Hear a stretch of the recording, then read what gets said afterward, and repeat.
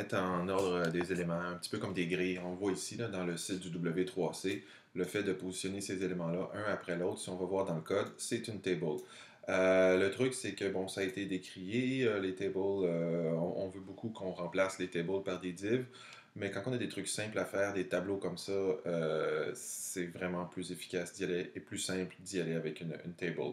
Je vous montre cette table-là du W3C parce que le HTML5 supporte plus beaucoup d'éléments qui sont dans les tables. Donc, on voit que align, BG color, border, tout ça, c'est not supported.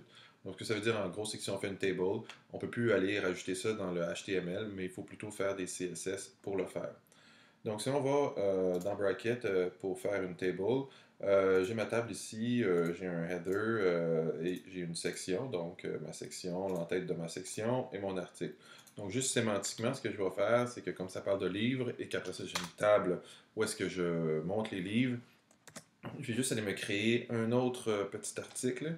Donc, je vous rappelle qu'un article peut être lu par lui-même. Donc, mon article est dans une section. Et là, dans cet article-là, finalement, je vais juste mettre, tiens, je vais aller mettre un petit H3. Je ne mettrai pas un header dans un article parce un article, normalement, n'a pas de header, contrairement à une section qui, lui, a un header. Et là, tiens, je vais aller mettre mon titre ici, œuvre traduite en français. Bon, ok, donc ça serait mon titre de la page. Alors, pour la table en tant que telle, ça commence par cet attribut-là, table. Ça, table, c'est la grille, c'est un petit peu comme la case, où est-ce qu'on va mettre la grosse case, où est-ce qu'on va mettre toutes les petites cellules. Donc ça, table, c'est l'ensemble de notre grille, un petit peu comme sur le W3C ici, là, sur leur site. Si je regarde, mettons cette table-là, ça c'est la table, et ensuite on a des lignes et on a des cellules. OK? Donc, si je m'en vais ici, j'ai une table, et dans ma table, qu'est-ce que je vais mettre? Je vais mettre des lignes. Donc, T, R pour table row. Alors, lorsque j'ai mis ça, mes lignes, je vais essayer de bien indenter pour que ce soit plus clair. Donc, ma première ligne de ma table, table row, table row. Donc, dans ma ligne, qu'est-ce qu'il va y avoir? Il va y avoir des petites cellules, donc des table data. TD. Alors, si je me dis comme ça ici, j'ai une ligne, eh bien, moi, je veux mettre, mettons, peut-être 3 livres par ligne. Donc, j'ai ma table data qui est ici. Ça va être un élément dans ma première ligne. Donc, table, TR, TD. Ensuite, pour ma table data, donc ça, c'est la cellule en tant que telle. Là. Si je reviens à mon site ici, là, ça ici, c'est une table data, ça, c'est une autre table data, ça, c'est une table row, et l'élément au complet, c'est la table. Donc, si je regarde dans ma table data, moi, dans le cas qui m'intéresse, je voudrais faire une grille avec différentes images. Alors, pour ça, ce que je vais faire, c'est que je vais aller utiliser l'attribut HTML5 figure parce que ça va me permettre de vraiment bien positionner mon visuel puis de mettre un crédit en dessous, de mettre une caption. Alors, une fois que j'ai utilisé figure, ça veut dire il y a une image qui s'en vient. À l'intérieur de figure, je vais aller mettre mon IMG et après ça, je vais aller mettre mon SAC égal. Et là, je vais aller chercher donc dans image, ici, je vais vous dézoomer, image, livre, et mon premier livre s'appelle Conte de la folie ordinaire. Alors, bon, tiens, je me sais ici. Donc ça va venir positionner une image à l'intérieur de la première cellule de ma première table. Et pour avoir une description en dessous, d'où l'intérêt d'utiliser Figure, outre le fait que sémantiquement, là, donc ça dit à mon moteur de recherche, à Google par exemple, ceci est une figure et le texte s'y rapporte. Donc, je vais utiliser Figure Caption. Donc, Fig Caption ici. Et entre Fig Caption et Fig Caption, je vais aller mettre ce qui se rapporte à cette image-là. Voilà. Donc, Table Data est ici. On va juste voir qu'est-ce que ça donne ici. Je vais juste déconnecter puis reconnecter mon aperçu en direct pour que ça pop. Donc, vous allez voir que dans ma page, ici, finalement, j'ai une table. Par défaut, elle prend 100%. Okay? Donc, 100% de la div dans laquelle elle est placée. Et par défaut, c'est centré. Donc, mon élément est centré dans ma cellule qui est dans une table qui fait 100%. OK, facile. Bon, ben, mettons que je vais en mettre plusieurs. Là, je ne vais pas toutes les faire. Je vais juste copier-coller cette table data-là. Donc, normalement, on pourrait juste recommencer. Je vais juste en mettre, mettons, un, 2, 3. 3 c'est assez. J'en mettrai pas 4. Ça va être un petit peu trop serré à 4 ici. Donc, ma première ligne, mes premières table data. Je vais juste tasser ça un petit peu. Toujours bien indenté pour que ce soit plus clair au niveau sémantique. Et si je m'en vais donc vérifier qu'est-ce que ça donne ici, on a nos 3 livres qui viennent se positionner côte à côte.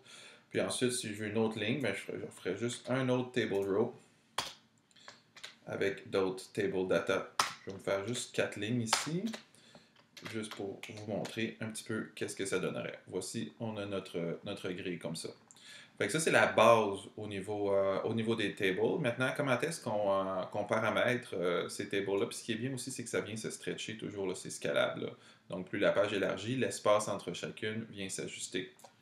Donc, comment est-ce qu'on personnalise ces tables-là? Ben, c'est avec les CSS. Alors, si je m'en vais dans ma défaut.css ici, là, j'ai tapé, je vais juste les effacer pour bien vous montrer. Alors ici, mettons que ça serait comme ça, donc j'ai aucune CSS. Alors, pour faire ma CSS, bon, je vais y aller avec un composé, article, table, pour dire dans les articles, quand il y a une table, qu'est-ce que je fais? Donc, j'ouvre mes curly brackets, entre les deux curly brackets, je viens positionner mon code. Alors, je pourrais lui dire WIDTH pour le width, ok? Donc, 100% ici, point virgule, parce que je voudrais que ça fasse 100% de l'élément où il est positionné. Ensuite, je vais faire un petit truc. Je vais juste aller mettre border. Et je vais lui mettre un border de 0 pixel. Parce que c'est tellement pas beau des borders. C'est sûr que par défaut en HTML5, il n'y a pas de border. Mais on ne voudrait pas qu'il y ait de réinterprétation par d'autres navigateurs. Admettons par exemple que ça s'ouvrirait sur une Wii ou une Xbox 360 qui interpréterait moins bien le code. Ensuite, border style. Border style ici, c'est l'autre possibilité qu'on peut mettre. C'est-à-dire qu'on pourrait avoir on pourrait y avoir une ligne tout autour. Mettons, regarde, je vais juste vous montrer qu'est-ce que ça donnerait pour que vous comprendrez, pour que vous compreniez le concept de ligne ici autour de ma table. Donc, ma ligne, je vais juste sélectionner d'autres choses parce que dans Bracket, quand je sélectionne quelque chose, et ici, border, je vais mettre un 2 pixels pour qu'ils comprennent. Alors, voyez-vous, j'ai un petit pointillé qui est tout autour de la table. C'est juste pour que vous compreniez que ceci est la table. J'en veux pas dans le fond là, de mon pointillé, mais ça, c'est la CSS de cette table-là, donc de la grosse case. Dans le fond, je vais mettre un border style à none parce que j'en veux pas.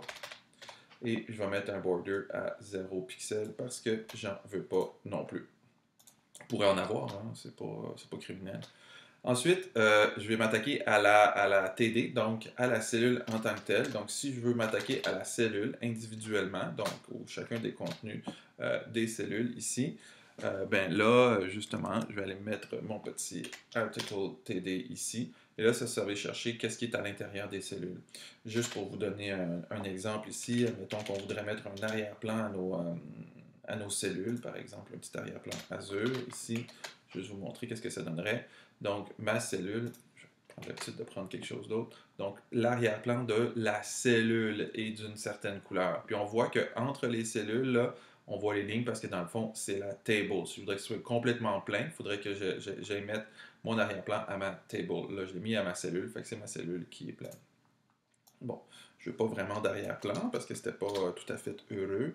Alors, tout ce que je veux, c'est, tiens, je vais aller aligner mon texte center. Parce que, au fond, si je veux que mon image soit au centre, même si par défaut ça l'est, on ne voudrait pas qu'il y ait d'impair avec ça. Donc, lorsque je fais text align center, ça centre tout ce qui est dans la cellule. Ici. Puis, pour tasser l'élément du bord de la cellule, je vais aller mettre un petit padding. Ce qui est intéressant, c'est qu'au niveau des tables, le padding ne s'additionne pas à la largeur. Donc, ça ne va pas faire un 10 pixels de plus large. Ça fait juste un 10 pixels qui tasse à l'intérieur. Fait que ça, c'est une affaire intéressante au niveau des tables. Alors là, si je m'en vais, ça ne devrait pas faire une grosse différence, mais on voit que tout est centré là, par rapport à tantôt où mon texte était à gauche, puis où mon image pouvait être à gauche ou à droite. Là, c'est vraiment centré à l'intérieur de chacune de mes cellules. Bon, maintenant, pour aller personnaliser le figure caption, je vais aller chercher dans mon article. dans mes figures.